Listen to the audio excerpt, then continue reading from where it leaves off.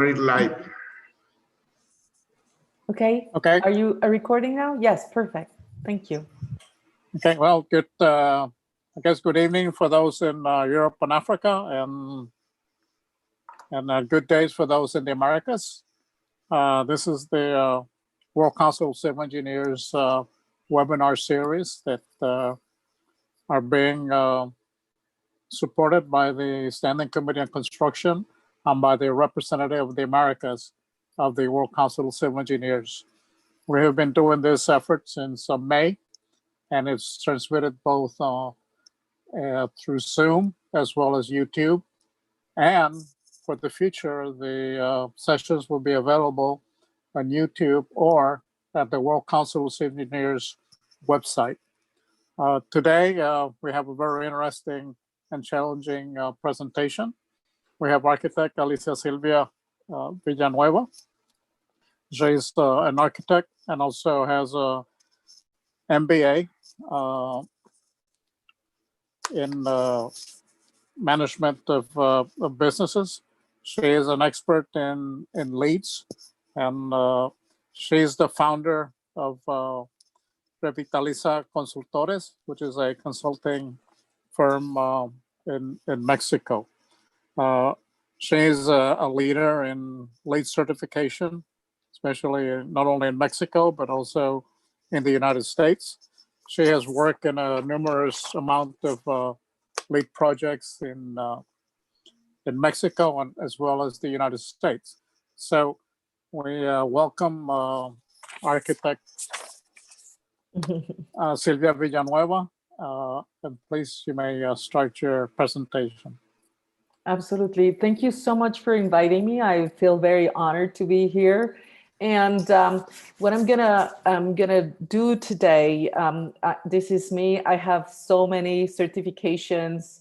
I'm really very fond of the construction world, and our portfolio includes so many amazing buildings, very big commercial projects we have been working on. So I'm a lead AP in new construction, in operation and maintenance, in interior design, as well as the well AP, and part of the USGBC faculty and well faculty as well. So this is our agenda for today. We're gonna go over what is the relationship between sustainable buildings and steel. And then I was at some point part of the supply chain optimization group in the USGBC for creating the last version for LEED. And then when I was doing this presentation, I realized there was a huge debate between wood versus steel in terms of framing and the industry of civil engineering.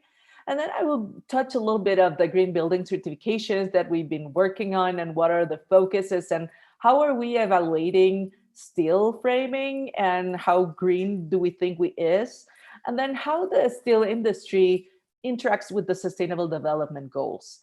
I think all these topics are very, very interesting for everybody, and I'm just very honored to be here today.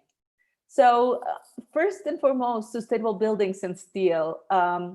There's so many myths around steel, and one of the goals for me today is to try to debunk them and really give you a lot of tools and a lot of knowledge in terms of how is it really working. A lot of the information that I got, I brought from the Steel Industry Association and different websites, and I'm happy to share my presentation. So this is basically how the building infrastructure uses steel. And as you can see, 51% of the steel production is used in your field of civil engineering. It's either building bridges or buildings or railroads or even, all these green windmills and things like that, housing, pipes, just everything. And of course, steel is, used for other things, but basically we have the biggest footprint in terms of steel use, and even though it should is used in containers or ships and transportation, still buildings is the majority of the use that we have for buildings. And steel, fortunately, is part of our circular economy. Even though we use it a lot, we also can recycle it a lot. And one of the questions you always ask is like, okay, what is your raw material? How are you going to use it? How long is going to last? And what's going to happen at the end of their lifetime?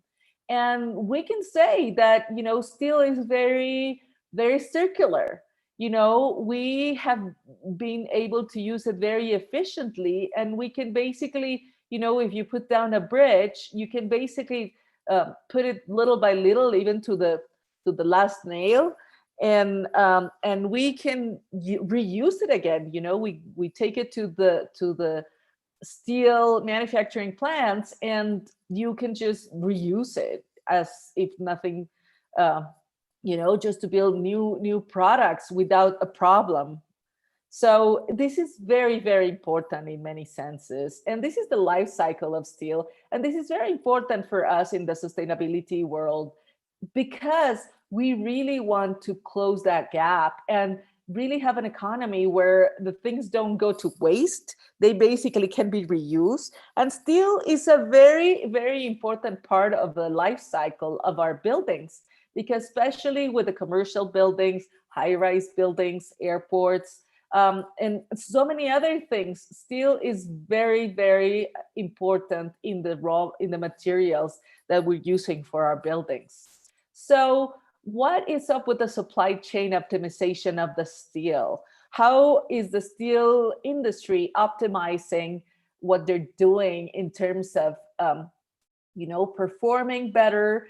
And I was very pleased to take a look at what has been done and all the efforts that is industry is being doing in terms of reducing the footprint, making their products stronger, making it better, reducing the energy consumed when they're like redoing every piece. And I was very happy to see a lot of the efforts that have been done in the last 10 years. I would say that's very important. And one of the things that are the most important is this environmental product declaration. This is an example from Hertel Corsa about this, but basically these environmental product declarations opens the door to analyze every aspect of the steel production. And we are reviewing the greenhouse emissions, the energy intensity of, how much energy do you need to create the steel cast, for example, and the material efficiency. If you see, we have been, making it better over the years. Environmental management systems, how are the steel mills working to make their footprint better, and also social performance with, lost time injury frequency, employee training, and economic performance. How are the revenue distributed and things like that. So this is the World of Steel .org, and they have a lot of indication. And I was very surprised, because you often think that they're not doing anything to reduce their footprint and not becoming a lot more sustainable. And it's very, very interesting, all the efforts that they're putting together. These are all the EPDs. In my world, it's very important to have environmental product declarations, because that's the way you can document that a material is really green and that they have done their job. And it's not only a document that gives you information, but it's also a document that demonstrates that each one of the industry leaders or the industry players are doing their job. So I have to tell you that the steel industry is one that is ahead on the environmental product declaration making. Every industry has to do their own thing. In Mexico, for example, we have been working just in the PCR, which is the project category rules to create an EPD from Mexico. Most of the EPDs that we work with are from the US. And I was very, um, well, my company was working in the New Mexico City airport that was canceled. And it was just a hassle to find products with EPD. And because that was going to be a project that it was going to be LEED Platinum, we were trying to get products with EPDs left and right. And of course, the people that were getting the projects were people that were doing their jobs, people that, companies that were doing their EPDs and all these kinds of things. And another certification level that we're also looking for in the declare is the declare. It's this one is basically from the International Living Future Institute, and basically it's this is another one from a company in Sacramento, California, and it's ASC Steel Deck, and we want to know if it's red list free, and it's just declare. And this is another one. This one is faster and cheaper than the environmental product declaration, but this is something that you can look for when you're looking at the supply chain. I mean, really, the industry has done a lot of things in terms of working with the manufacturers of steel to make the supply chain very, very green. So in this, I would like to hear from you, or not hear, but at least write on the chat. And I really would like to um, know from you, what is most sustainable, steel or wood? What is most sustainable for you, steel or wood? Because we all have misconceptions and we all have myths, and it's like, what is better, to eat a salad or to eat I don't know, chicken or whatever? And sometimes if it's not the right thing, we can have misconceptions. So if you can, I don't know if I have to get out of this to see the chat and see what other things are. Okay. Yeah. Is there someone in the chat writing what is most sustainable? Steel versus wood. All right. So it was because we, as part of the sustainability and construction industry, we're always having these kind of discussions. What is most sustainable? And especially in the US, that the wood is used in a very, very strong way, especially in framing houses. It's just like a given. You just buy your, 2x4s, and, whatever your studs are, and you just go for it. And maybe there's a reason why wood is very important still in the framing, but what are the benefits of steel? So steel versus wood is being like a dynamic. So I found this on the Canadian side, and they have done a lot of work in terms of, what is going on in our world. Basically, the steel can be reintroduced to the life cycle of things. There's so much recycling, so much. And then what is happening to the wood is that it really depends on what is your sourcing for wood. If it's a plantation, that it's the same species, that it's not creating an ecosystem, and that it's not harvested in a good way. There's a certification called Forest Stewardship Certification for wood, and they tend to cut, around, and then they don't destroy the ecosystems, and their environmental footprint is really low because they're maintaining the soil and the ecosystem. But if you bought from a plantation, then that is a completely different story. I mean, if you see the steel industry has been reducing their footprint for the past 2 decades up to 30%, which is like enormous amounts, considering the 100% budget. And it takes a lot of effort to really recycle all the steel. And 90% of the content of steel in construction is recyclable. And the steel is endless. The circuit of reusing the steel that we use in construction is completely endless. And versus wood, that of course it captures CO2 and all these kinds of things, but if it's damaging the soil and the ecosystem, you really have to look very closely at the footprint of the wood that you're using.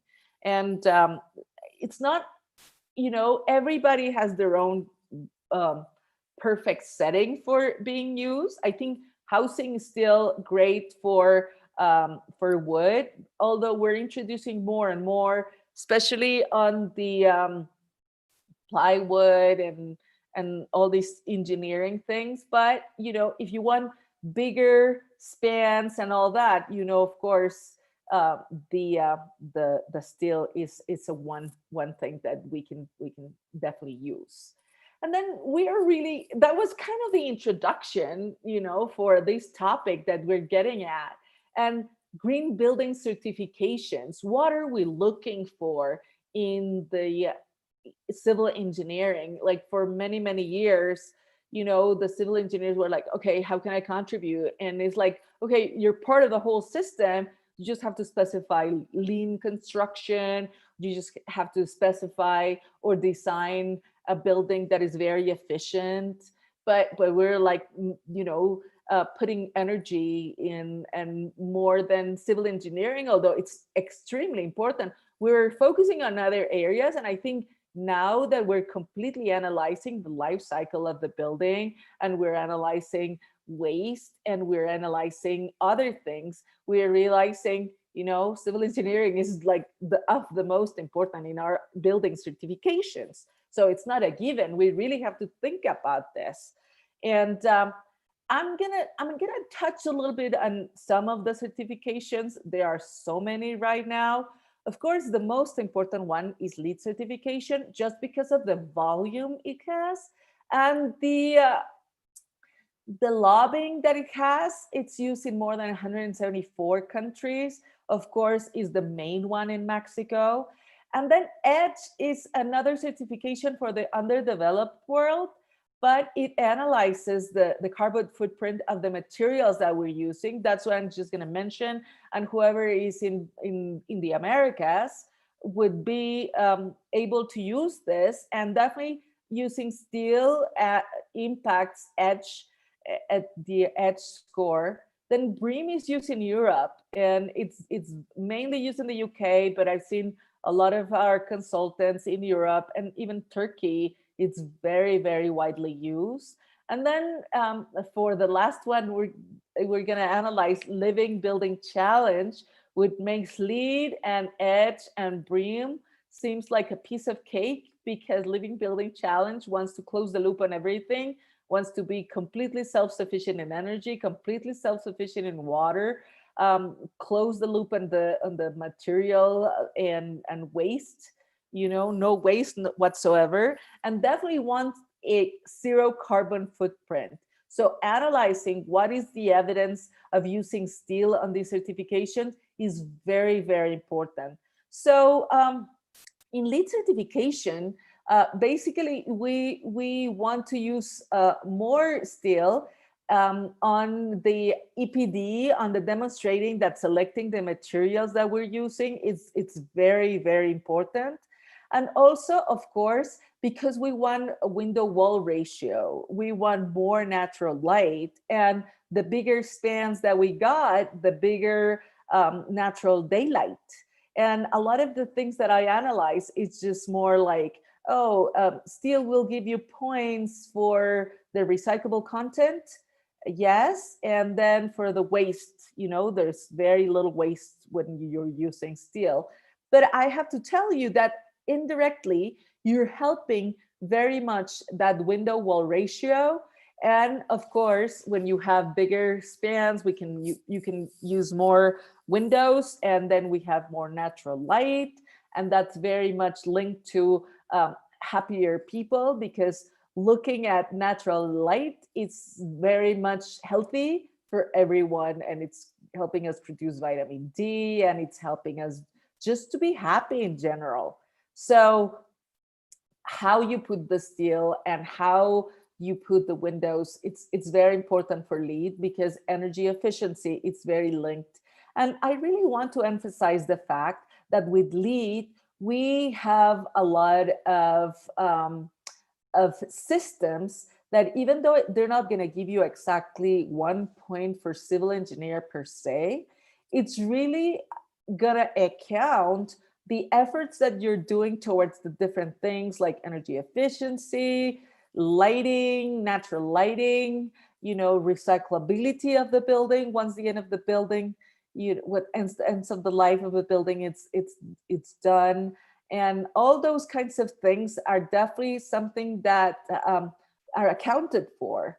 So there's a huge space for specifying steel, or very nice design and lean construction. It's very important. And in edge is the same thing. You're kind of looking for the environmental footprint. You want less materials with more characteristics, where you have you can use less material, and that's better, because the less you use of material, the more sustainable you are. And BREEAM also has these tools for life cycle analysis, where you would analyze what is the impact on the environmental footprint of the building.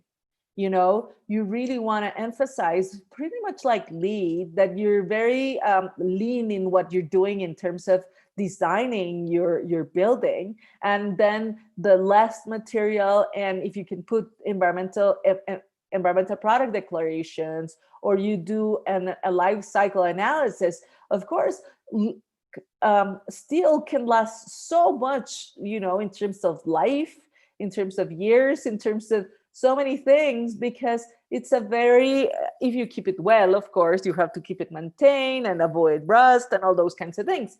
So BREEAM is very important in that regard, and it's very easy to comply with BREEAM certifications once you're using steel framing.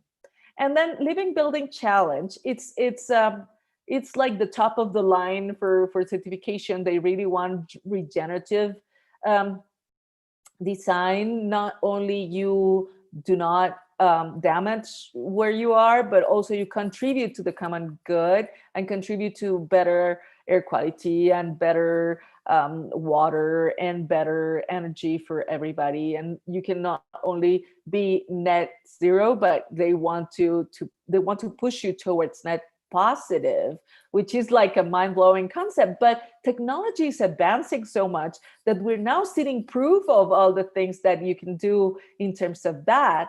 And of course, having a good frame for your building emphasizes the characteristics and helps you achieve those goals. But definitely Living Building Challenge wants you to analyze the materials that you're putting in your structure and demonstrate. For example, in Living Building Challenge, if you put wood and that it's not certified, it doesn't count very much towards reducing the environmental footprint of your building. So if you don't have access, if you do your accounting and it's more expensive to use FSC certified wood versus steel, definitely steel is much better option. What are the advantages for construction of steel, for architects, for buildings, for engineers, for framers?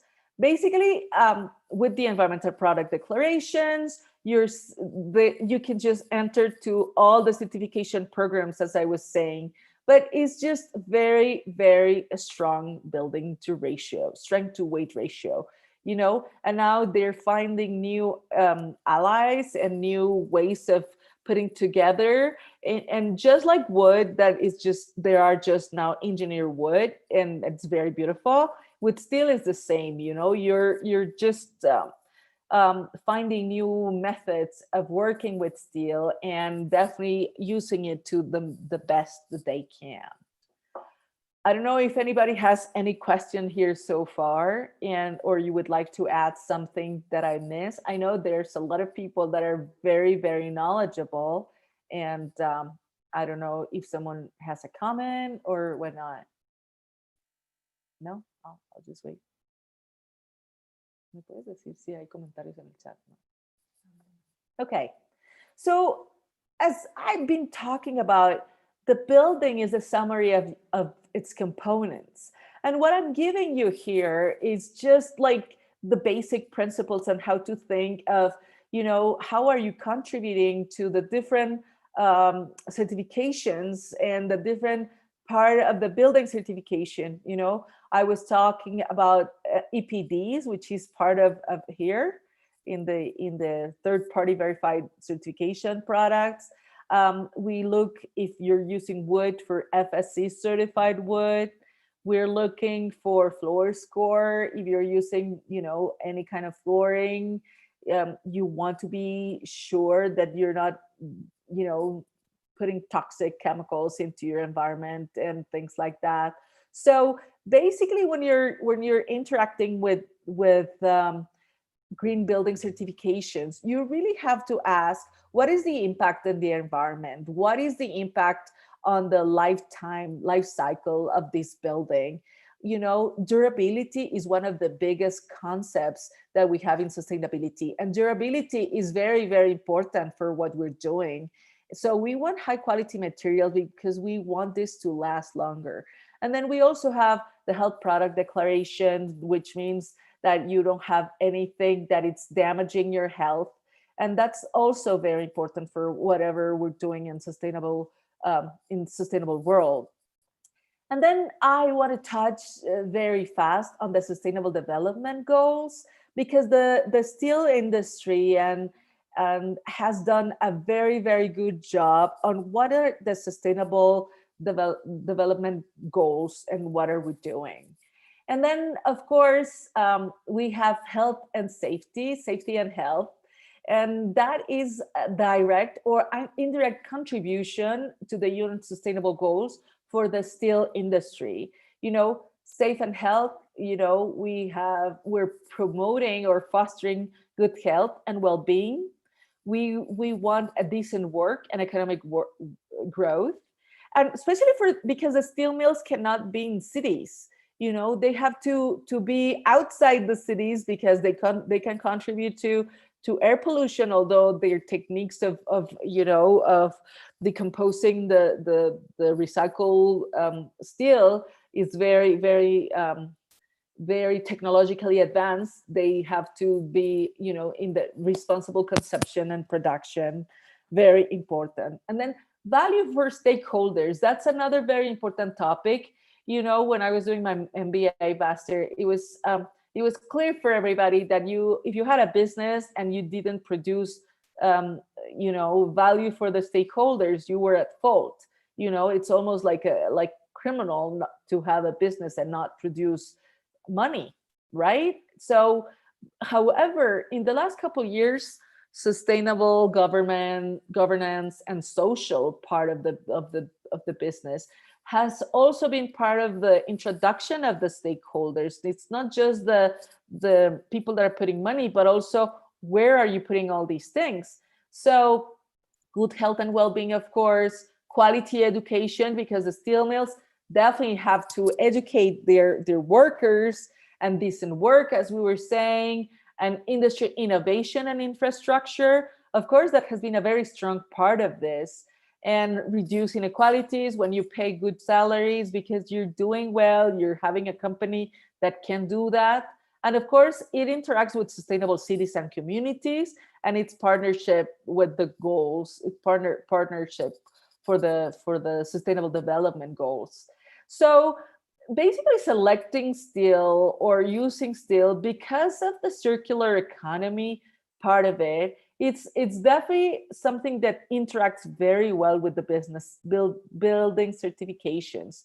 And environmental protection, of course, because we're saving clean water and sanitation. A lot of the infrastructure for that is made with steel or parts of steel. and of course affordable and green energy. All the infrastructure where the solar panels are put in, it's made of steel.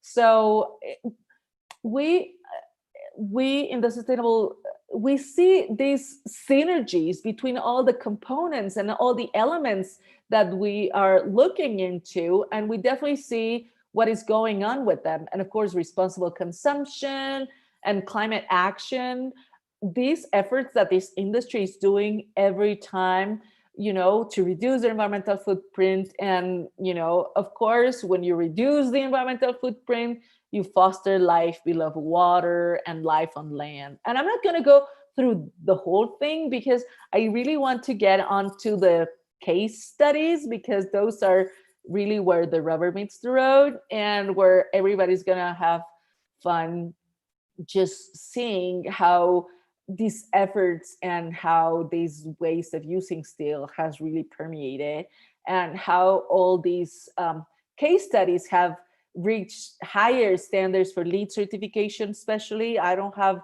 BREEAM or EDGE or Living Future in these case studies because, as I was saying earlier at the beginning of the presentation, to tell you the truth, in Mexico, LEED, and as well as in the US and Canada, LEED is like the main certification that we use, because we were preparing almost for this pandemic. We were definitely having to take care of the environment, take care of the people, take care of the health of the habitants, the dwellers of every building.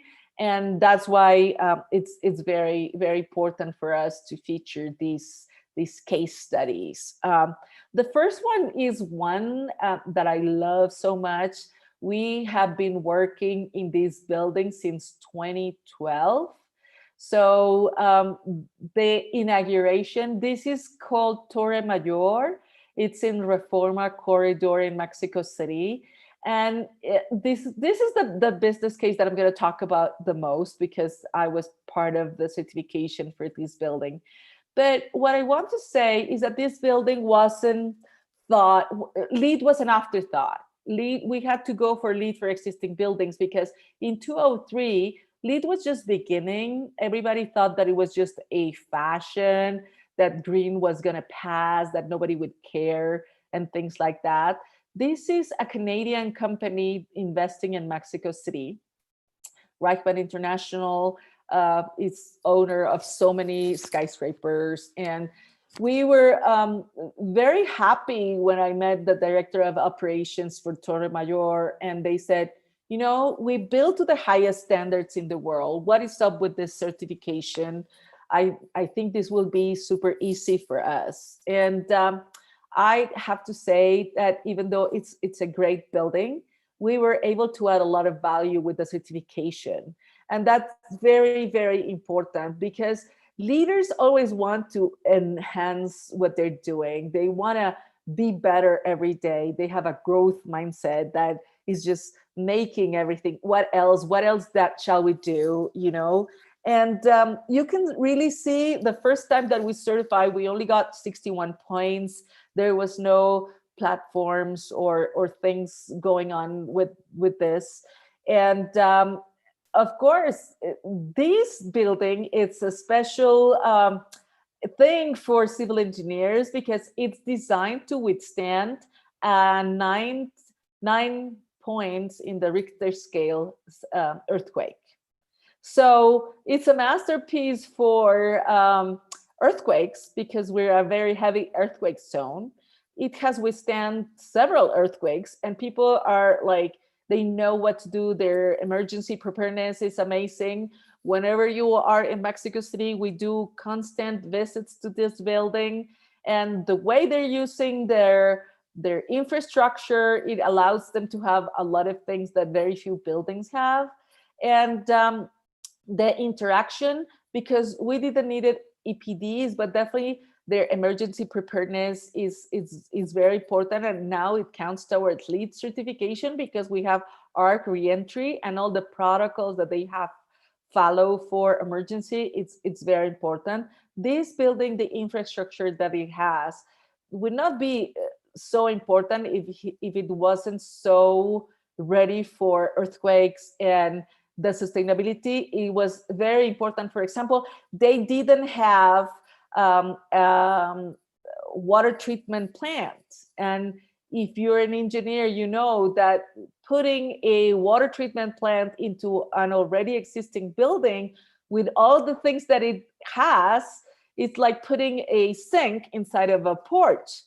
So we really work a lot with the engineers. It's a very weird water treatment plant because it's in different levels, and it's just a great way of approaching engineering and approaching, respecting the infrastructure and the structure and the steel and everything, and how to put a water treatment plant. And it was so good because the resilience of the building enhanced. If the cities would shut the water, they would need 31 trucks, these trucks that carry water. We would need 30 standing in line in the Reforma Avenue. But now we can be self-sufficient for 4 days, even if the city cuts down the water supply. And this all had to be part of the LEED certification. When we started talking about LEED certification, water is always been an issue in Mexico City, and it had to interact with the whole system. As I was saying, it's not just the steel, it's not just the infrastructure, it's how the whole system works together. So as you can see, we started with 61 points, and we were always LEED Gold in 2015.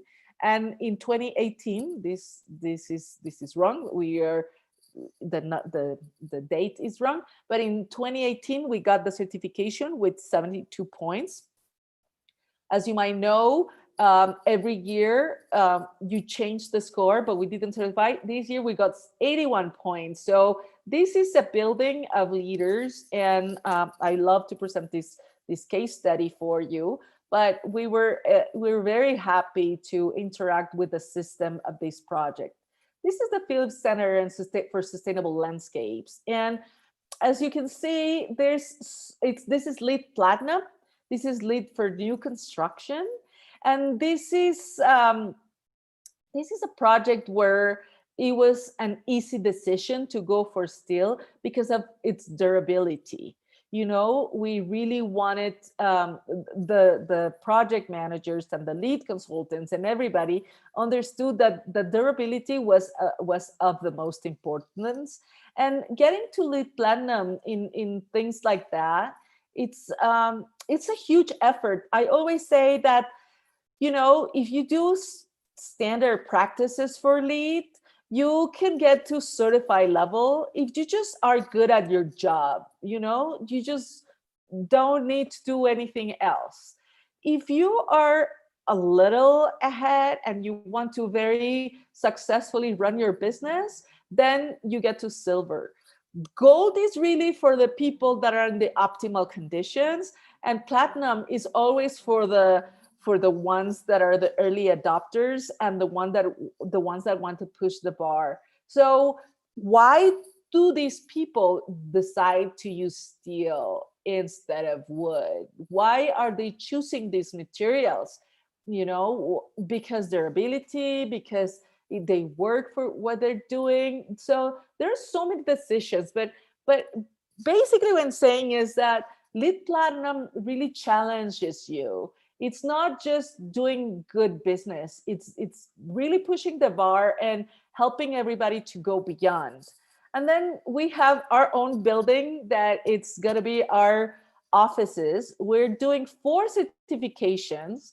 And this is the upper terrace where people are going to be able to, review our Sustainable Sites Initiative, all the plants and pallets. And as you can see, we have a very old building from the 18th century, and we're putting a new construction, and the new construction, it's all steel, but we wanted very clean clean things. I will be happy to present it to you when we're completely done with this.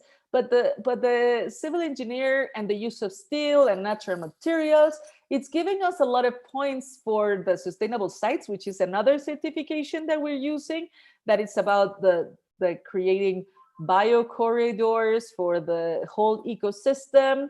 And it was impossible to do it in a clay or adobe building. But now, because we have the steel, we were able to increase the amount of plants that we're using. Of course, we're doing level building challenge. We want to be net zero, net positive in energy and water, and we want to close the loop in many other ways. We're doing well certification, that it's not really related to framing or the building itself. It's more related to the health of the people. But definitely, we needed a lot of things for natural light, and we wouldn't have achieved natural light, the natural light that well demands as the certification, if we didn't use steel. We really need, as you can see below, there's a lot of windows, and that was only possible with the selection of that. And of course, we want to be LEED Platinum, because this is our commitment. You know, we want to walk the talk and really do what we are doing and demonstrate that you don't have to be a skyscraper to be LEED Platinum, or you don't have to be a huge international multinational company. You can just be a normal people and be committed to the environment and get a lot of benefits from these building certifications that are just guiding you to a better future for everybody. So I think when we're building in this day and age, when we're confronted with this pandemic, thinking of the sustainable certifications, thinking of the best products for your building is definitely something that we have to keep in mind, because we want to create a future together. And after this pandemic, we understand the basics. We all have gone through a very hard, time, and we've been challenged to what are the basics? What are the things that I'm not going to give up? And definitely sustainability, comfort, health, those kinds of things. Now we have to ask more questions. How are we impacting with our decisions?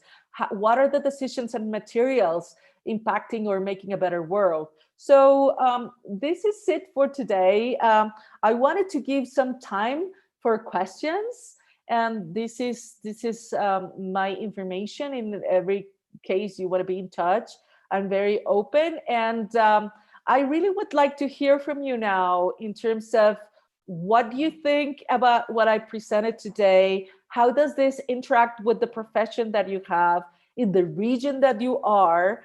And I really would like to hear from you. Thank you very much. It was an excellent presentation, and we do want to open it up for questions.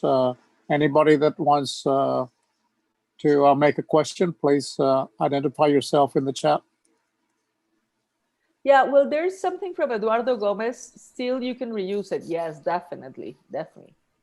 Still, it's a never-ending story of circular economy. I think it's very good in the conferences to put steel as a material of reference, because you can always reuse it and reuse it. So I don't know, like, what have been your interactions with sustainable certifications? What have been your challenges? A lot of people, when they hear LEED or sustainable certification, they go like, oh no, they're gonna be asking me for so many things, and they're gonna put me to work a lot more. So I don't know, what have been your challenges so I can answer them? I have a question for you. What Go is ahead. what is the interaction with the circular economy concept? Well, the circular economy in general has been developed only in the last 10 years. And the interaction, especially with steel, is the fact that you would like to create products that can be reused, recycled, and then integrated again in the economy. And steel is the perfect example for circular economy. In fact, that's one of the things that they present at all the conferences for circular economy, because you basically can deconstruct a building that was made with steel. You can basically deconstruct piece by piece and then put it in the steel mill, and then, you know, basically redo every single piece and then use it again, which is very hard with most of the materials. Yes, go ahead, Alfonso. Yeah, thank you very much, Alicia. It was a very important signal, and I wanted to know if you have an idea about the magnitude of the impact that the reuse of steel has in environment. I mean, we all know that it is a very good option to use steel because of its facility to reuse it. And also we saw in the layout that you have about the sustainable development goals that it crosses several objectives of those.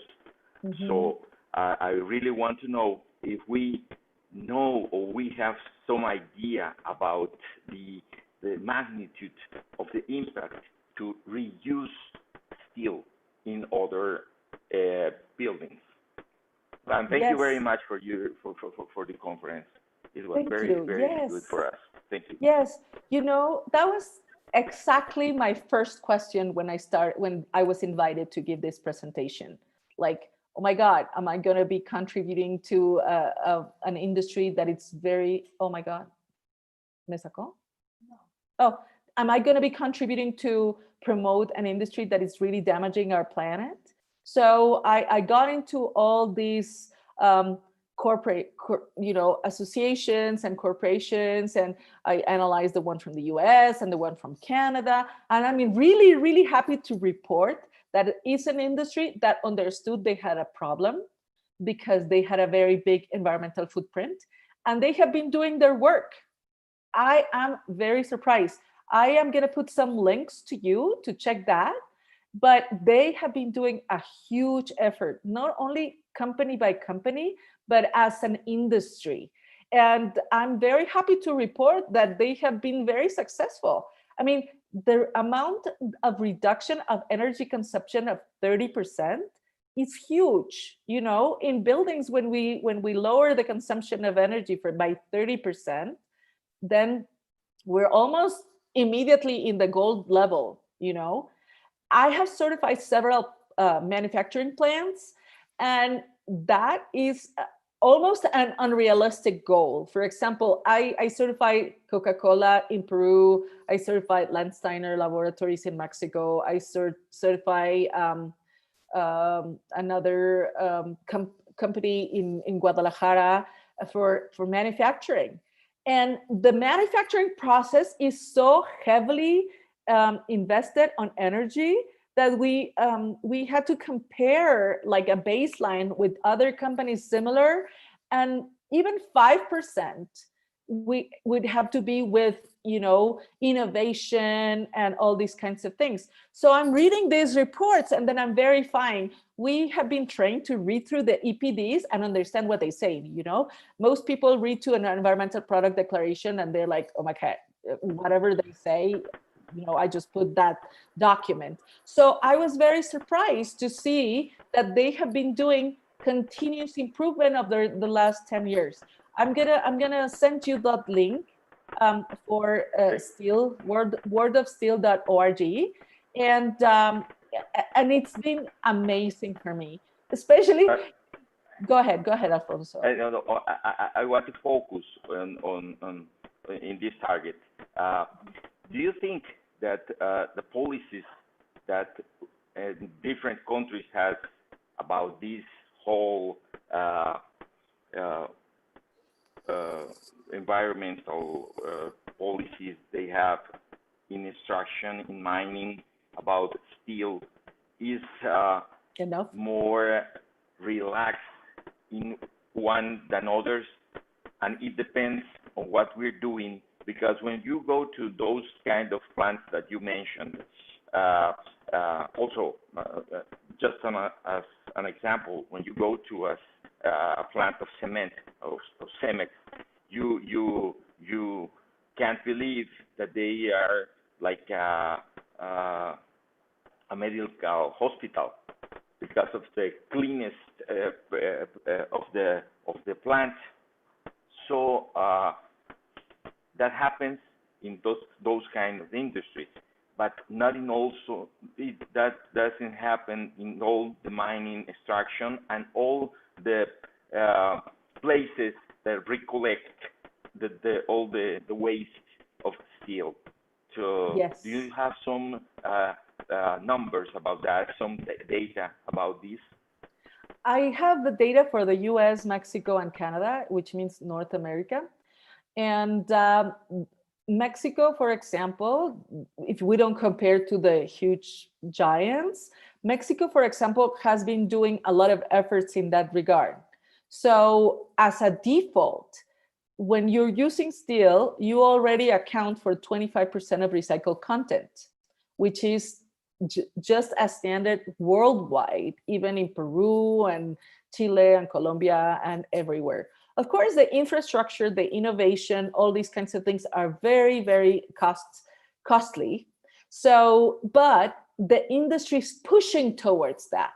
It's pushing towards better quality. For example, we were working with Gerdau Corsa, with Tenaristanza, with so many companies that are in Mexico, and they were at the beginning not doing a lot of things. And now they are, because the market is pushing for more things like that.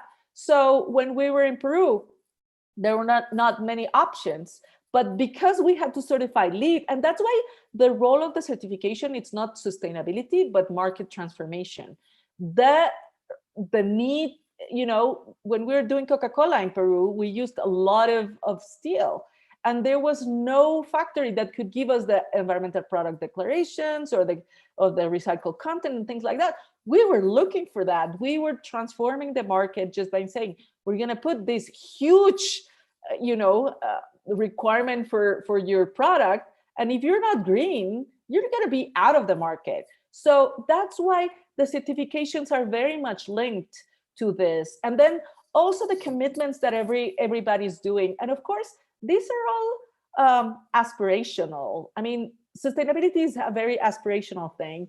And we know that in the Americas, we first want to eat, especially with the COVID. We first want to have a job, and then we want to be aspirational. But that's kind of higher in the pyramid of necessities. However, we are making the connections that if our environment and our things are not well, then we're not going to survive, because we're not treating ourselves. So there's a link. And I think this pandemic has made us do that link. If we keep destroying the Amazon, then we will not have air quality for anybody, and then we will be very vulnerable. So I think little by little, I'm really hopeful, because we are evolving in this world, even in the Americas, even in Latin America. I see a lot of effort in Costa Rica. I mean, they're like the masters of, going through sustainable things, and they're doing a lot of work. 100% of the energy, it's renewable energy. So of course, they're gonna do manufacturing of steel and recycling of steel in those terms. So it's evolving, and the certifications are doing the parts of pulling the market. Not everybody's gonna certify LEED. Not everybody's gonna certify to Living Building Challenge. Not everybody, but the market is transforming. And I have seen that over the last 10 years in Mexico, 11 years, and over the last 20 years in the US. When I started specifying things in the US, there was nobody, understanding what is, and they will charge you 20 or 30% if you were doing LEED projects, even though they were exactly the same and they were just doing their job. But certifications, the goal of certification is market transformation. And then we as consultants, as engineers, as people working in the construction industry have to make those links. If we build cleaner, if we do lean construction, if we demand environmental product declarations, the life cycle of the building. If we do those analysis, we're definitely pushing the market, you know. I hope this answers your questions. We're doing our job. I mean, we're working hard in this item, in this task. I mean, not everything as we want, but do you think we're on the right way? We're slow. We're slow. And especially there's a question from Tito Fenech about Latin America compared to the rest of the world. I think Latin America is slow, but it's catching up really fast. You know, Brazil and Mexico, of course, they're very little behind to US and Canada in terms of sustainability because we're pushing it very hard. And there are many interests that we want to move forward. But I see a lot of interest. As I told you, I've been working in Peru, in Costa Rica, in Guatemala, El Salvador. Like, I have seen those industries grow, and the demand for better products and the demand to the different manufacturers to enhance, you know. The government used to think, okay, as long as you bring jobs to the market, you're okay with whatever you want. And now they're like, oh, you're really destroying whatever we have. So all this legislation that used to be very, lax with industries such as mining and extraction, they're getting better. And for example, we do have a deforestation problem in Latin America. It's so bad that the USGBC wanted to put a pilot credit for just not buying illegal harvested wood, because we are so far behind in the sustainable wood industry, that we just don't want everybody to deforest all our woods. And then, you know, FSC certification started in Oaxaca, Mexico, and, you know, it's in Germany and it's all over the place. But it started very strong because people were completely destroying their forests. So how can you say that a wood that it's not only not sustainably harvested, but illegally harvested could be more sustainable than a steel frame that has all the efforts to reduce our environmental footprint? So my point is that you have to look for the real sources, and you have to give yourself a pat in the back just for doing that job. I would definitely want this to be faster. We are walking together towards a better world, and this pandemic has really opened our eyes in many ways. And I'm hoping that because we're looking at the basics, we're saying, okay, health should be our priority. And if we keep contaminating, we're not going to get to health. You know, we need better buildings. We need sustainable buildings. We need healthier buildings. But we also need to protect our people and the people that work on that. So I think those are the things that this pandemic has changed for all our industry. We were not so sure about being sustainable or taking care of our health. And now, if you don't take care of your health, you die. You know, you're so much more vulnerable. There's just no way. We have to exercise. We have to eat better. We have to build better. So I think that's one of the great lessons that we have. Governments are going crazy, and they don't even know how to act. So it's in our hands to make this happen. And I think the carbon footprint of steel, it's a myth that it's terrible.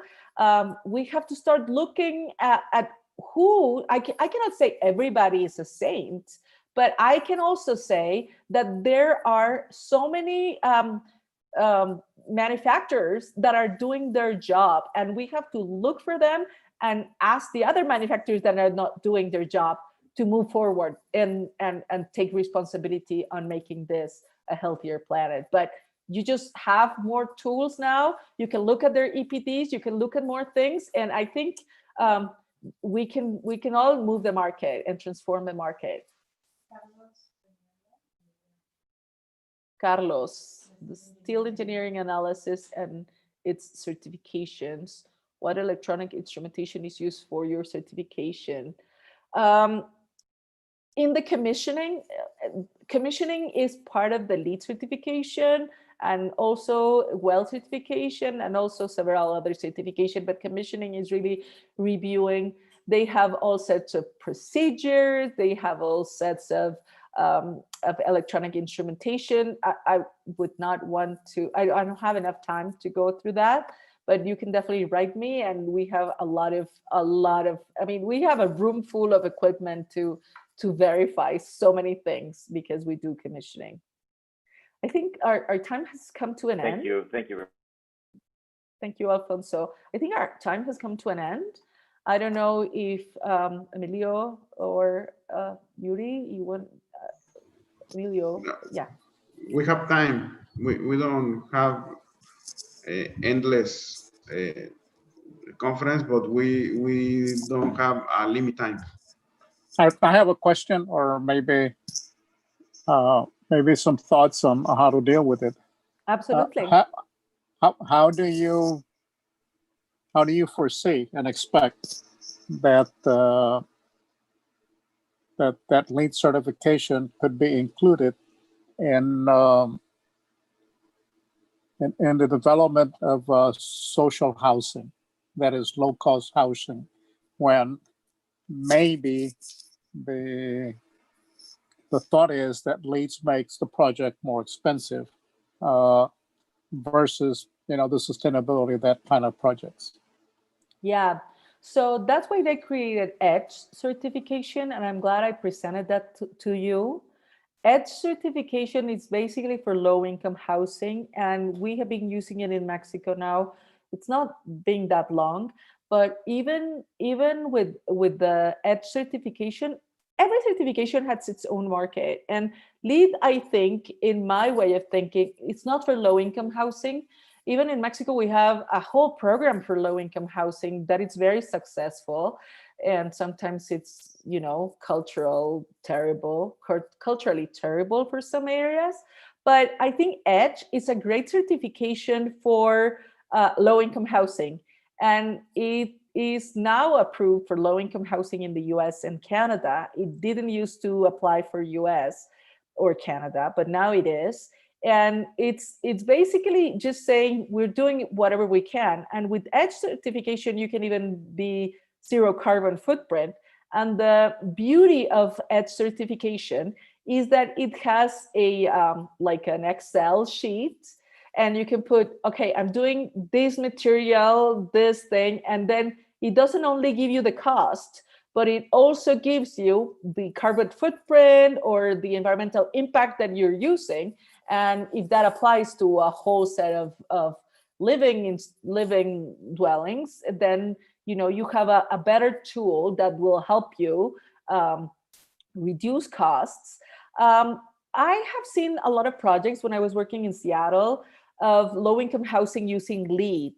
And because it's kind of a volume thing, you just have to certify like the pilot, and then it gets replicated. So it ended up being almost like $3,000 per dwelling, which if it's low-income housing, that's a lot of money. But if it's more, maybe it's not that much. So I would first encourage you to review EDGE as a way of maybe not going to LEED standard, but definitely taking sustainability into account and then making a business case. EDGE is basically created from bankers. So they want to be able to give loans at a special rate for developers that are doing green. And they did something very simple, but now they have enhanced and they have made better other things. So I will definitely encourage you to look into EDGE.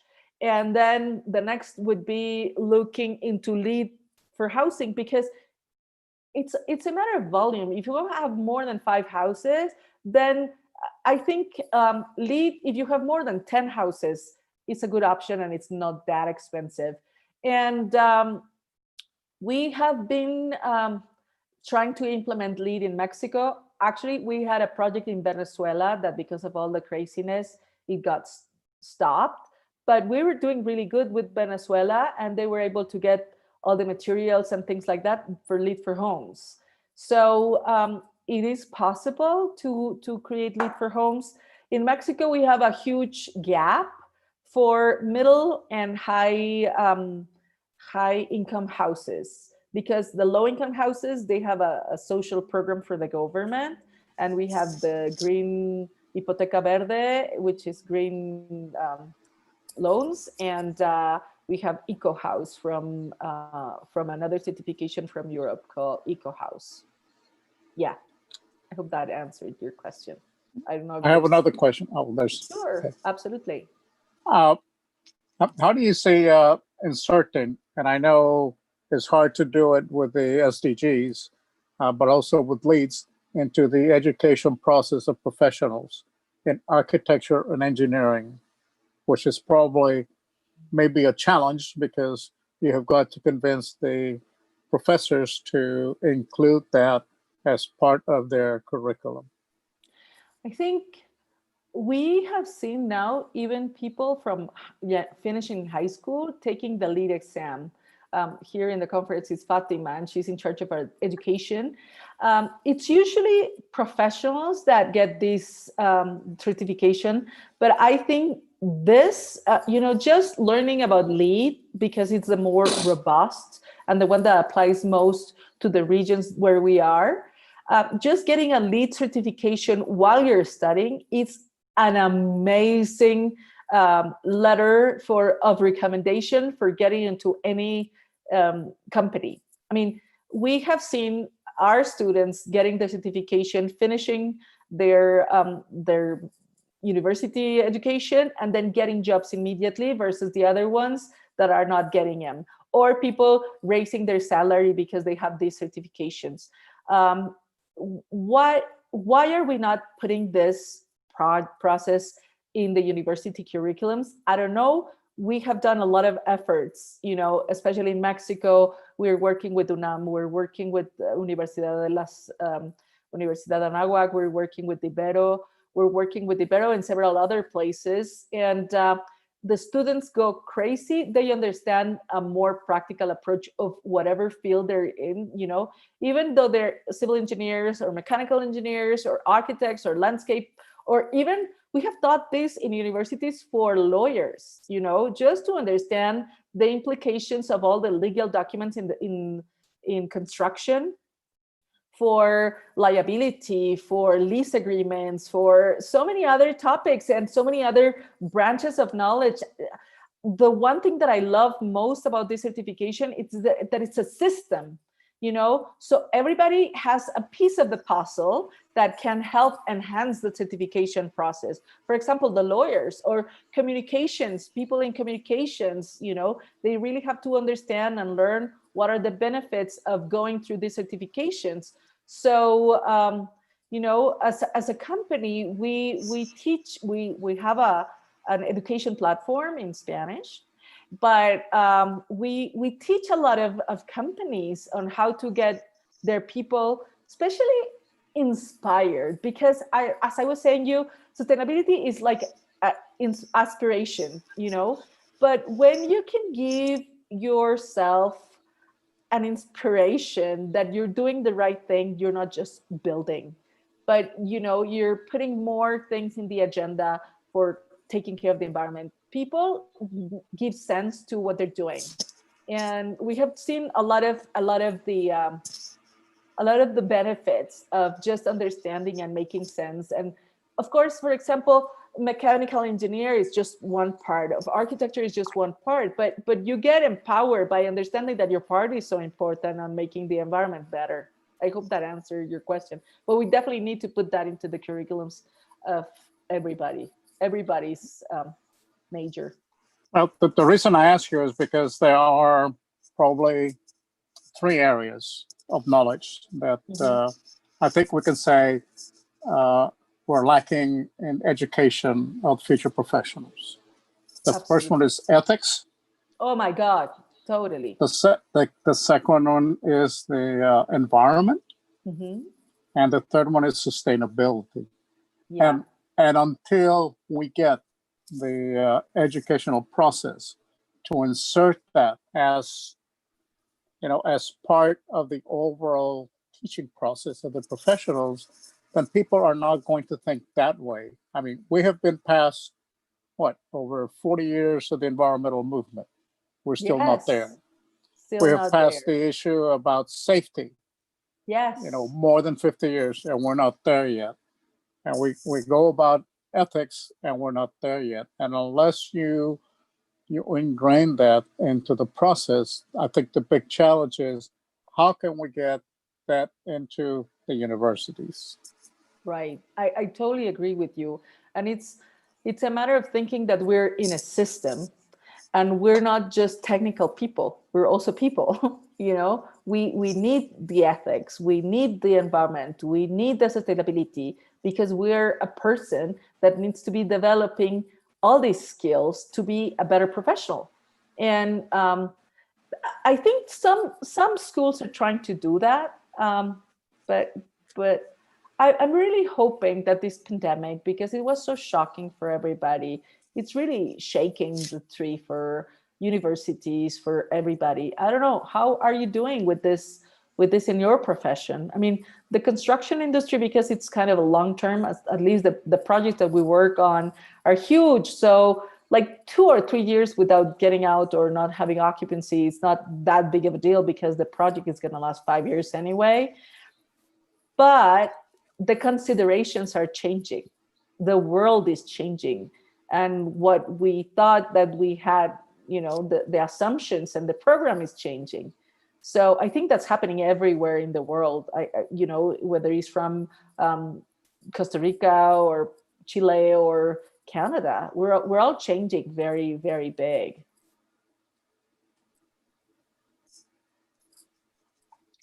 Is there any other question or comments? No, I think we covered them all. Okay. Well, we want to thank you for a very complete presentation of the subject and also the discussion. And we do hope that those in attendance have been able to understand a little bit better the LEADS process, and that it is only that this is not about a certification. It is about changing a way of thinking of how things are done. So I want to thank you for your participation and all those that have been present. Thank you very much. Thank you so much. Thank you so much. Have a great week. Thanks to Jordão Corsa also. Thank you to Jordão Corsa. Thank you. All right. Bye.